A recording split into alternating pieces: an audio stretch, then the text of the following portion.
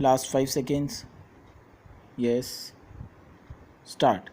So also examining the question of linking bonus above the agreed minimum with the productivity might make a positive contribution towards improved industrial relations.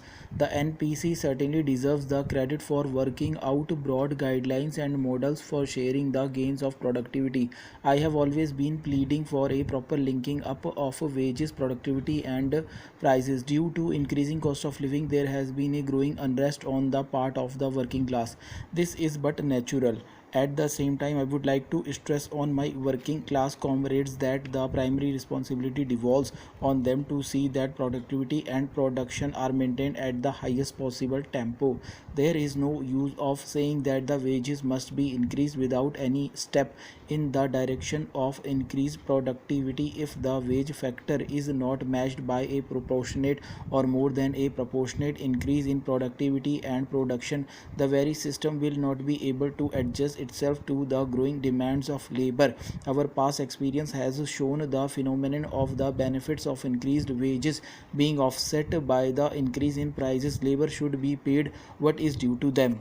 I am happy to be with you this morning on the occasion of 12th annual conference of the Federation of Association of Small Scale Industries in India. I understand that during the last decade alone nearly a quarter million new small scale enterprises have been added, and this sector now accounts for nearly one third of the industrial production in the country and employment opportunities at a very large scale.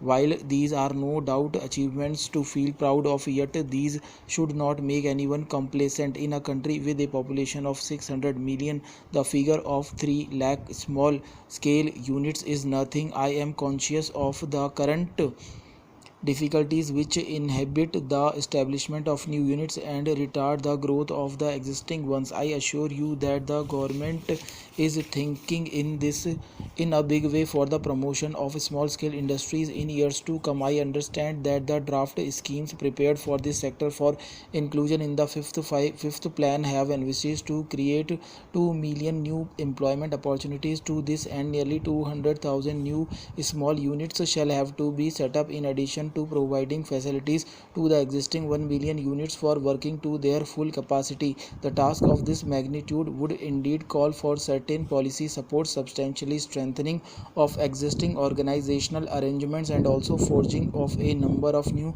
institutions, especially for modernization and marketing arrangements.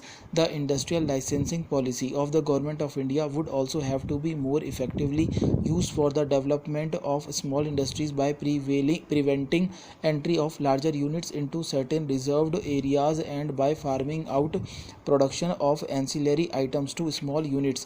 Besides, allocations of scarce inputs such as foreign exchange, indigenous scarce materials, institutional credits, etc., shall also have to be stepped up to this sector.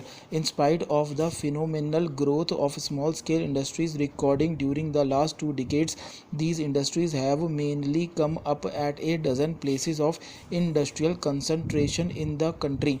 This trend of concentration of small scale industries at a few places needs to be reversed. I would like to urge upon you to give a serious thought to this anomalous situation, as otherwise the extremes of poverty and prosperity will get so widened that it may become difficult to bridge the gap in the future.